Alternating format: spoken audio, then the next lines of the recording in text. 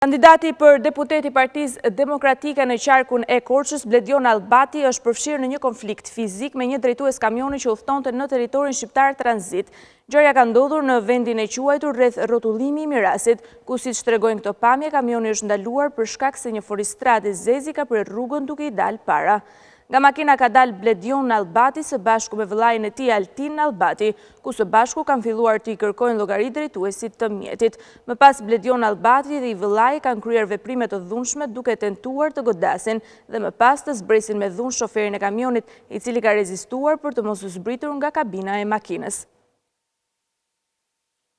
Në vendin e ngjarjes ka shkuar një patrull policie duke bërë shoqërimin e palëve në ambientet e komisariatit të Devollit.